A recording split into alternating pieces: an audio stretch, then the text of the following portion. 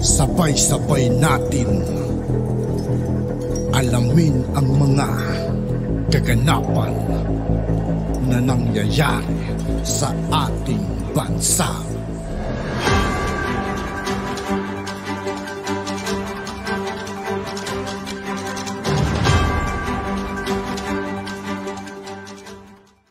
Yo, what's up mga kaibigan? This is I2K po again. Ngayon nandito naman ulit tayo sa channel ni Pinas Trending Now TV. Dito naman ulit tayo magbibigay ng komento at reaksyon. Kaya samahan nyo ako guys. Let's go! In 2022, is it entitled for the confidential fund? Yes. Tama po, Madam Speaker. Is the OVP, ulitin ko is the OVP entitled? Entitled po ba ang OVP ng confidential fund? Madam Speaker, tama po at uulitin ko, tama po. At ang dahilan po ay ganito po. Ang ginamit po dito ay ang contingent fund. In 2022, the contingent fund, in 2022, ng contingent. Parang tanga talaga si Franz mga kaibigan mo. Yung mga tanong niya pang kalawakan. In 2022, Madam Speaker, tinatanong ko lang kanina. Madam Speaker, okay. Bastos ni Franz So, Castro. hindi ko na kailangan ng paliwanag. Literal na bastos talaga mga kaibigan. Franz Castro, literal na bastos. Walang respeto sa ating Vice Presidente. Okay, so Bastos? tinatanong ko kanina, Madam Speaker, kanina sinasabi natin, Madam Speaker, tinatanong ko lang, ang sagot po ay yes or no. So hindi naman po ako nag-aano ng paliwanag para doon. So sinasabi, ang sagot na Madam Speaker kanina, entitled ang OVP ng confidential fund in year 2022. Di ba sinagot yung tanong niya? Di ba sinagot yung tanong niya? Sinagot yung tanong niya umpisa pa lang. Ang sabi sa umpisa, yes. Tapos inulit niya. Entitled ba? O, tama po kayo. O, saka nagpalit. Sa madaling salita mga kaibigan, nagiging bingi-bingihan na lang si Franz Castro mga kaibigan para kahit paano may bato siyang, di ba? Sabog na sabog eh. Iwanag. Ang kulit mo kasi, Franz Castro eh. So your answer is yes. Okay? So Madam Speaker, may papakita po akong PowerPoint doon sa 2022 budget kung paano natin sinasabi na may expressly provided for. So dito, sa 2022 na budget, makikita natin dyan yung confidential, intelligence, and extraordinary expenses. So yan po yung parang pinaka-heading, no? Under that, merong extraordinary and miscellaneous expense. Tama naman po yung ating sponsor, Madam Speaker, na wala dyan. Okay? Huh? Pero kung titignan natin yung 2023 na budget, ayan, budget for 2023, may confidential fund. So, confidential, intelligence, and extraordinary expenses. Confidential expenses, malinaw, 500 million na inaprubahan natin noong 2022. At meron ding extraordinary and miscellaneous expenses na 620,000. Okay? So yung difference ng dalawa, Madam Speaker, here it is expressly provided for budgetary allocation. In 2022 ay wala. Tingnan natin yung Office of the President.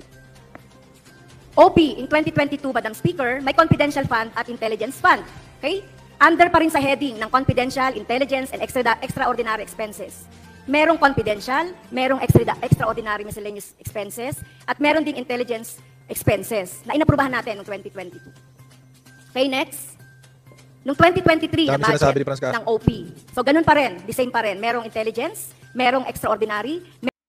Parang kung sila mga kaibigan, natanong kayo nila sa sarili nila kung ano naiambag nila sa Pilipinas, para magtanong ng mga ganyan.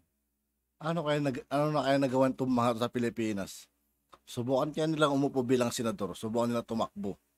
O kahit sa Vice Presidente, kung mananalo yung mga yan, siguro kahit sa pagiging kapitan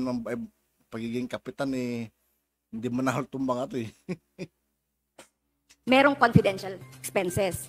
So, ang ibig sabihin, Madam Speaker, based on our example, kung hindi siya expressly provided for budgetary allocation, wala. Okay? Wala ang 2022 na confidential fund under the Vice President, under the OVP. Tama po ba yon, Madam Speaker? Madam Speaker, una sa lahat, one can force her opinion, but one cannot force her facts. Una sa lahat, maling bahagi ng libro ang tinitignan po ninyo. Maliwanag, nagdeklara ang Supreme Court na ang contingent fund Okay. ay isang So, line item appropriation. Madam Speaker. So, ibig wala sabihin- tayo Uy, hindi mo sa pa panahon. contingent So, fund. ibig sabihin nun, Ganyan kabastos si Franz Castro, mga kaibigan. Bastos, walang modo. Hindi po natin pinag-uusapan dito. Please yung allow the contingent sponsor to fund. finish their statement. No. Kasi po, Madam No! Speaker, ang tinatanong ko lang dito, kung Ang kapal ng muka, no daw eh. meron o wala, na expressly sumagot po ako, provided Madam for, Speaker, wala pa po ako meron, dun sa contingent at fund. payagan niyo po akong ipaliwanag kung bakit meron. Ang problema po is ayaw po natin makinig. Gusto ko po, Madam Hindi po Speaker, ako ayaw ipaliwanag kung bakit na ano po yung oras ko, Madam Speaker.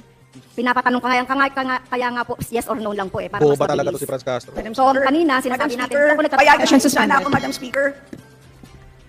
Dabog po. Franz Castro. So, ang OVP ba? Isko. Alam niyo mga kutsero kung bakit. Ulitin natin. Kasi hindi tumatatak sa utak ng ano eh. I-fact check natin to. Ang pinapalabas kasi ni Franz Castro, mga kutsero, kapag hindi expressly indicated sa General Appropriations Act, ibig sabihin, walang naka-allot na budget. At dahil walang naka-allot na budget, ibig sabihin, hindi mo pwedeng bigyan ng confident ng kahit anong whatever. Hindi mo siya pwedeng lagyan ng kahit ano. Dahil hindi yon ang napirmahan sa GAA. Okay. Kaya nga si Franz Castro, kung mapapansin nyo, she went through the motions of showing this. Ayan yung OVP na GAA for 2022. Ayan confidential and extraordinary expenses. Heading talaga yan, mga kutsero. Sa mga naniniwala sa sinabi ni Stella Kimbo last time na merong appropriation pero wala lang naka-allot na budget, na zero budget. Let me correct you right now. Allow me to correct you. Ibig sabihin, heading lang talaga siya. Wala ho talaga yan. Wala ho talaga siyang naka-indicate ng confidential funds or and extraordinary expenses. Hindi, meron lang siya extraordinary expenses. Ayan, extraordinary and miscellaneous expenses. 620,000. That's it. Okay. Ngayon, ang pinaglalaban ni Castro, ito. Bakit daw, ito yung sa 2022 ng OVP. Expressly indicated din yung confidential funds. Ito yung pinaglalaban ni Franz Castro. Gusto ho niya ipilit yung paniniwala niya na mali ito. Bakit? Kasi mga kutsero, this is hitting two birds with one stone. Tatamaan po si President Bongbong Marcos dito for appropriating funds to a non-existent line item, which could be what do you call this? Considered malversation? Malversation of public funds. So pwede mo na ipa-impeach si presidente diyan sa malversation.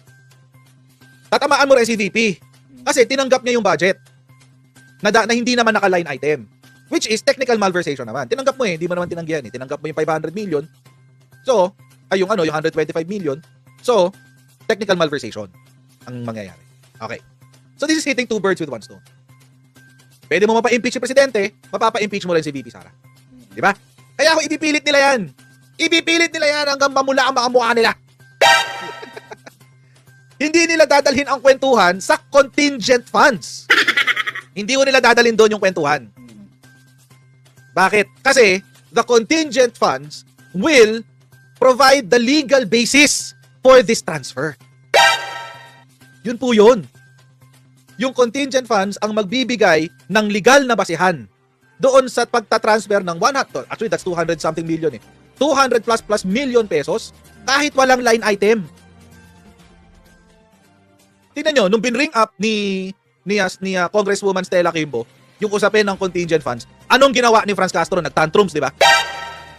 Nagtantrums ang lola nyo. Hindi ko pinag-uusapan dito ang contingent funds. Ang pinag-uusapan dito, yung expressly provided budget allocation. Meron ba o wala?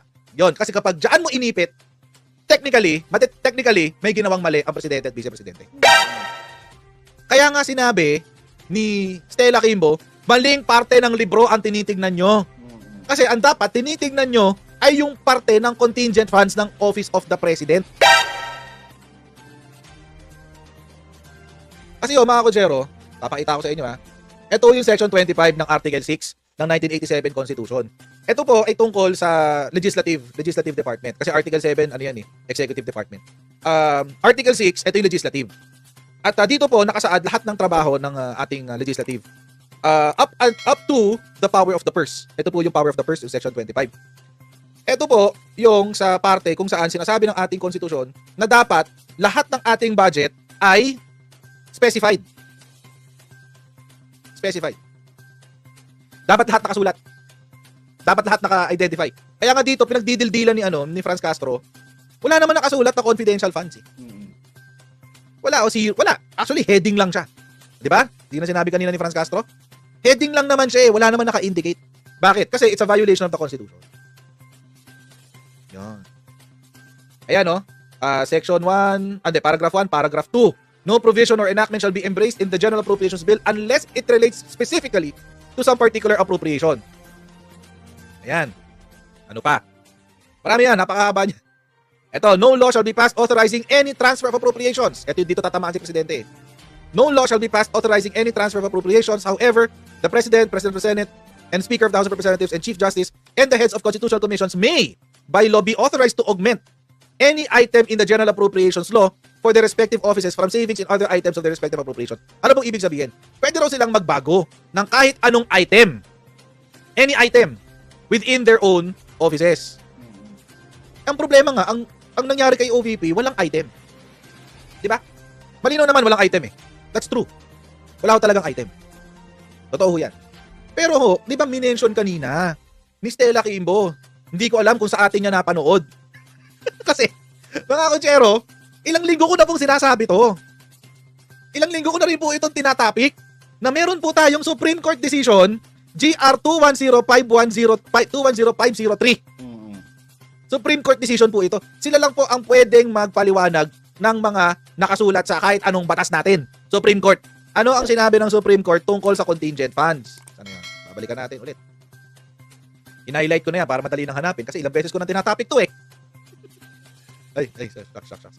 Ayan. Sabi, basa, the contingent fund is also constitutional. Its purpose is to cover the funding requirements Kaya sila nagmumukhang tanga sa mga tanong nila mga kaibigan eh.